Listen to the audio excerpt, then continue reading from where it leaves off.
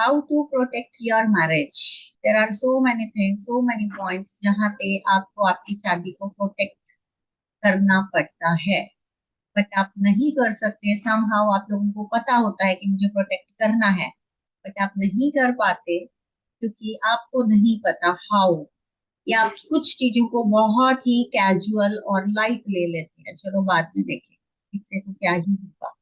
So even if you are married to the best spouse in the whole world, आपके पास आपका जो partner है वो दुनिया का बेस्ट इंसान है, तब भी अगर आप अपनी शादी को गार्ड नहीं करते हो, if you don't guard your heart, you may and up with falling in love with someone aside your spouse, and ये चीज धीरे धीरे आपकी शादी को खत्म कर देती है। कम होता है, ज्यादा होता है, बट कहीं ना कहीं आपका जो अट्रैक्शन है किसी और की तरफ होता है, अगर आपका या आपके स्पाउस का। No one gets married and plan to have an affair, but lots of married men and women are into affairs today because they slept when they should have been wide awake with their five senses alert. जब उनको alert होके सोने की जरूरत है, वो घोड़े बेच के सो जाते हैं, क्योंकि उनको ऐसा लगता है कि अब तो शादी हो गई, she is mine, he is mine, मैंने उसको एक जंजीर से बांध लिया, उसने मुझे एक जंजीर से बांध लिया, अब ये जंजीर कभी नहीं टूटेगी। आता है ना ये थॉट। और लव मैरिज के बाद तो ज्यादा आता है, क्योंकि वहां पे फीलिंग आती है मैंने उसको पा लिया है, मैंने जंग जीत ली है। बट एक्चुअल जो आपका सेशन स्टार्ट होता है वो आफ्टर मैरिज, इसलिए आपको आपकी शादी को गार्ड करने की बहुत जरूरत है। तो व्हाट आर द पॉइंट्स जहाँ पे हमें चीजों को समझने की जरूरत है, कहाँ पे गलतियां होती हैं और क्यों होती हैं। First is, don't be too friendly with the opposite gender. This is where lot of married people land into trouble. Over spirituality and pride will destroy your marriage. You can't handle close friendship with the opposite gender or sex as a married person. After marriage, अगर आपकी opposite gender में किसी के साथ भी दोस्ती हो रही है, that is not good. आप काम से बात कर रहे हैं, ऑफिशियली आपका एक कनेक्शन है, आपका उनसे बातचीत हो रहा है, वहां तक ही सीमित रहिए। आपको बहुत अच्छे से पता होना चाहिए कि आपकी क्या लिमिट्स हैं, क्या बाउंड्रीज है। अगर आपकी दोस्ती हो रही है तो कहीं ना कहीं आपका हार्ट उन चीजों में इन्वॉल्व होगा, मीन्स कहीं ना कहीं इमोशंस कनेक्ट होंगे। Don't share your personal problem with an opposite gender, it will bond you together. अगर आप ज्यादातर आप देखेंगे कि अगर जो एक्स्ट्रा मैरिटल अफेयर्स भी होते हैं, एक इंसान अपनी शादी से दुखी है, दूसरा भी दुखी है, दोनों मिले, दोनों ने अपना दुख बांटा, एक कनेक्शन बन गया पेन का। फिर वो पेन का कनेक्शन कब लव के कनेक्शन में कन्वर्ट हो जाता है, उन दोनों को ही नहीं पता लगता। तो किसी भी कंडीशन में अपोजिट जेंडर जेंडर के साथ ज्यादा बातचीत करना, ज्यादा फीलिंग्स शेयर करना, स्पेशली अपनी प्रॉब्लम्स शेयर करना, एक हेल्दी साइन नहीं है आपकी शादी के लिए। Next is, don't contact any opposite gender you are fond of. हो सकता है कि कोई एक ऐसा इंसान हो जो आपको एडमायर करता हो, जिसको आप अपना रोल मॉडल मानते हो। वो आपका बॉस हो सकता है या हो सकती है, या वो बंदे की या बंदी की पर्सनालिटी आपको अट्रैक्ट करती हो, कुछ चीजें हैं उसकी पर्सनालिटी की जो आपको अच्छी लग रही है, तो वहां पे आपको खुद को स्टॉप कर देना है, क्योंकि ये चीजें आपके हार्ट को टिंगलिंग देती हैं, एक सेंसेशंस देती हैं, which are again not good for your marriage. Avoid unnecessary eye contact that lingers with the opposite gender. किसी की लाइक अगर आप ऑफिशियल भी किसी को प्रेजेंटेशन दे रहे हैं या मीटिंग कर रहे हैं, क्लाइंट से भी बात कर रहे हैं या अपने बॉस से या कलीग से, किसी से भी कर रहे हैं अपार्ट फ्रॉम योर स्पाउस, तो आई कांटेक्ट ऐसा नहीं कि आप उनकी आईज में बिल्कुल स्टेयर करते रहेंगे या देखते रहेंगे। आई कांटेक्ट मेंटेन करने का भी एक तरीका होता है, तो उस वे से आपको वो चीज करनी है। किसी की तरफ देखना, फिर उसको जेस्चर्स देना या कुछ इशारे करना, which are not a good signs. Don't tell an opposite gender you are romantic or sexy kind of personality. आप जाके अपनी फीमेल फ्रेंड से बोले I am very romantic, but मेरी वाइफ तो रोमांटिक नहीं है या ये चीजें अच्छी नहीं लगती है, तो वहां पे आपका जो मैसेज है, सामने वाला, आपको नहीं पता वो किस तरीके से उसको पोर्ट्रे करेगा। एंड ये जो इंफॉर्मेशन है, ये सिर्फ और सिर्फ आपके स्पाउस के लिए होनी चाहिए, किसी और के लिए नहीं होनी चाहिए। Avoid discussion with the opposite gender when you are tired, sad, depressed, sorrow, drowsy, sleepy or very sick. इन सब सिचुएशंस में आप अपने फीमेल या मेल फ्रेंड के साथ कन्वर्सेशन को अवॉइड करें, क्योंकि ये वो मोमेंट्स होते हैं जब कहीं ना कहीं आप इमोशनली वीक पड़े होते हैं और आप अपना जो भी पेन है, जो भी दुख है, उसके साथ शेयर करते हैं। This can put your judgment and make you say silly things. फिर आप इमोशंस में आके कुछ भी बोलते हैं, रोना धोना होता है, फिर वही पेन का कनेक्शन अगेन लव के कनेक्शन में, अट्रैक्शन में इधर उधर से जाके एक अफेयर में करना। ये सारी चीजें अगर आपको शेयर करनी है after marriage, advisable, discuss with only and only your spouse. ये सब मोमेंट्स में मैं तो एडवाइस भी नहीं करती हूँ कि आप अपने पेरेंट्स के साथ भी इन चीजों को डिटेल में डिस्कस करें।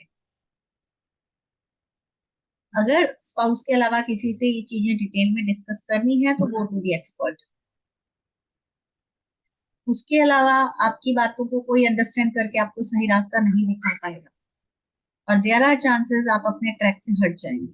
Avoid unnecessary compliments to the opposite gender. आपके ऑफिस में आपकी फ्रेंड है, ऑनलाइन फ्रेंड है, जो भी है, उसको अननेसेसरी कॉम्प्लीमेंट्स नहीं देना चाहिए। अगर दे रहे हैं तो उसको स्टॉप करिए। आप बहुत अच्छी लग रही हैं या लग रहे हैं, आपको बड़े डैशिंग लग रहे हैं, आपकी तो पर्सनैलिटी बहुत अच्छी है, आपका काम करने का तरीका बहुत अच्छा है, ये वो कुछ भी कॉम्प्लीमेंट्स आपको ओवर नहीं करना। एक लिमिट होती है। कॉर्पोरेट में है या जिस भी प्रोफेशन में आप हैं, उस प्रोफेशन के अकॉर्डिंगली कुछ वर्ड्स सेट किए गए हैं अपने अपोजिट जेंडर के साथ कम्युनिकेट करने के लिए, उसको अप्रिशिएट करने के लिए। उन वर्ड्स तक ही रहेंगे तो अच्छा है। Stop saying I love you to the opposite gender और फिर ये बोल देना मैंने तो मजाक में बोला था, ये तो जोक था, या जोक जोक में बोलना तुम बहुत प्यारे हो या तुम बहुत अच्छे लग रहे हो। इस तरीके के जो स्टेटमेंट्स हैं, that are not good. Work on your marriage, keep the fire of love and romance alive in your marriage.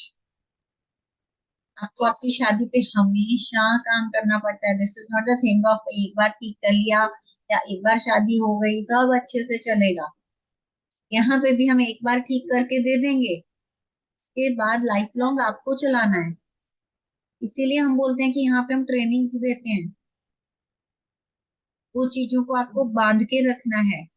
अगर यहाँ पे डॉक्टर है, इंजीनियर है, सीए है, या किसी भी अदर प्रोफेशन से आप हैं, तो वो प्रोफेशन का स्किल एक बार सीखा है, अब लाइफ लॉन्ग उसको आप पॉलिश करते चले जाए। द सेम वे यहाँ पे जो आप स्किल सीख रहे हैं, इसका मतलब ये नहीं कि आज सब ठीक कर दिया तो फिर उसको छोड़ देंगे। Don't travel or eat alone with your opposite gender friend, colleague और any relative, उनका रिश्तेदार या कुछ ऐसा इंसान, तो उन चीजों को आप अवॉइड करें, क्योंकि ये चीजें आपको एक दूसरे के साथ बॉन्ड कर। ट्रेवल कर रहे हैं, एम्पल ऑफ टाइम है डिस्कशन का। डिनर पे गए हैं, लंच पे गए, एम्पल ऑफ टाइम है, वहां पे दो जन गए हैं तो क्या ही बात करेंगे ना। फिर बातें ऑफिशियल से निकल के पर्सनल आ जाएंगी, सोसाइटी से निकल के पर्सनल आ जाएंगी, तुम्हारी लाइफ में क्या चल रहा है, मेरी लाइफ में क्या चल रहा है, ये हो रहा है वो हो रहा है। फिर वो चीजें अगेन वही घूम फिर के टेढ़े मेढ़े रास्ते से अफेयर पे आके टक जाती है। तो इस तरीके के ट्रिप्स अवॉइड करें। ट्रिप पे अगर जाना जरूरी भी है, try to plan the trip with your spouse. या तो आप उसके टाइम के अकॉर्डिंगली या अपने टाइम के अकॉर्डिंगली दोनों मैनेज करके साथ जाइए, अगर कोई तीसरा बंदा के साथ आपका ट्रिप जरूरी है या ऑफिशियली भी जाना चाहिए। Never flirt with the opposite gender. बहुत सारी जेंट्स में ये हैबिट होती है, ऑफिस में जाके अपनी कलीग्स के साथ थोड़ा सा फ्लर्ट करेंगे, अरे मैडम बहुत बढ़िया लग रही है आज तो, आप बड़ी चमक रही हैं, छा रही है वो। तो इस तरीके के अवॉइड करें। अगर आपका ऑपोजिट जेंडर का जो मेल फ्रेंड है वो कर रहा है ना, तो आप उस बंदे को अवॉइड करिए। अगर आप करते हैं तो आपको अपने अंदर सुधार लाना। अवॉइड करने का मतलब ये भी नहीं कि उससे झगड़ लें, बट हाँ, आपको पता होना चाहिए कि आपने राइट टाइम पे उसको इग्नोर कैसे करना है या अपनी बाउंड्रीज कैसे सेट करनी है, कि वो बंदा उस दिन के बाद एक बार उसने कर दिया, नेक्स्ट टाइम उसकी हिम्मत नहीं पड़े कुछ भी बोलने। It's up to you. Do not contact all your ex after marriage. यहाँ पे तुम बोलते भी हैं, अगर आपका पहले से कोई था भी अफेयर, तो फोन नंबर, फेसबुक, इंस्टाग्राम, सारी आईडीज को बंद करके नए सिरे से स्टार्ट करें। ऐसा नहीं है कि शादी हो गई अब एक्स से भी बात कर रहे हैं, उसका दिल टूट गया अब आप उसका भी दिल जोड़ने में लगे हुए हो। नहीं है पॉसिबल, रिश्ता खराब होगा ही होगा, प्रॉब्लम्स आएंगी आएंगी। Mind the pictures you post on social media. आप सोशल मीडिया पे कैसी पिक्चर्स डालते हैं, किस तरीके के कपड़ों में पिक्चर्स डाल रहे हैं, किस तरीके के पोस्टर्स में या पोजेस में डाल रहे हैं, हर चीज मैटर करती है। बहुत बार ना लड़कियों को ऐसा लगता है कि ये तो इसमें क्या फर्क पड़ रहा है, अगर हम ऐसे पिक्चर डाल रहे हैं, हमारा राइट है, हमारी फ्रीडम है। ठीक है, आपके राइट है, आपकी फ्रीडम है। सामने वाले की नजरों को आप कंट्रोल नहीं कर सकते, और ये बोल के आप पल्ला नहीं झाड़ सकते कि हमारी सोच छोटी नहीं है, सामने वाले की सोच छोटी है। ये डायलॉग देके बहुत लड़कियां पल्ला झाड़ने की कोशिश करती हैं, which is not right statement. किस किस की सोच बड़ी करेंगी आप? आपको खुद के ऊपर काम करना पड़ेगा। पिक्चर्स को लिमिट करिए, हर चीज को शोकेस करने की सोशल मीडिया पे जरूरत नहीं होती। उतना ही करिए जितना जरूरी है। You can be friends with the other couples or singles together, but it's a terrible idea for you to have a close relationship with anyone of the opposite gender outside of that. दोस्ती करना is the one thing, but उस दोस्ती की limit में रह के उस दोस्ती को निभाना is the task, जो लोग नहीं कर पाते हैं। आपकी दोस्ती वहां पे जितनी गहरी होती चली जाएगी, उतना ही वो आपकी शादी को नुकसान देगी आगे चल। बहुत बार ऐसे लोग भी आते हैं हमारे पास जो बोलते हैं 20 साल की शादी है, 25 साल की शादी है, 30 साल हो गए, 22 साल हो गए, अब ऑल ऑफ सडन सब बढ़िया चल रहा था, एकदम से अब यहाँ पे प्रॉब्लम आ गई है, हस्बैंड का अफेयर चल रहा है, वाइफ का अफेयर चल रहा है। तो पूछते कि वो कौन था इंसान। जो पीछे जाते तो पता लगता है कि उस इंसान के साथ उनकी दोस्ती लंबे टाइम से थी, कम से कम 8 से 10 साल इनका एवरेज टाइम निकल गया। तो दोस्ती हो गई, ठीक है, उसको एक लिमिट तक बाउंड्रीज के तहत रखना, ये एक बहुत बड़ा टास्क है। अगर आप खुद को इतना कैपेबल मानते हैं देन ओके, अदरवाइज आपको वहां पे डिस्टेंस मेंटेन कर लेना चाहिए। Take care around what situations you may find in yourselves. Stop focusing on your spouse, आपके पार्टनर के वीकनेस पॉइंट्स पे फोकस करना बंद करिए। खाना बनाना नहीं आता उसको, शॉपिंग कराना नहीं आता उसको, ये नहीं आता, वो नहीं आता।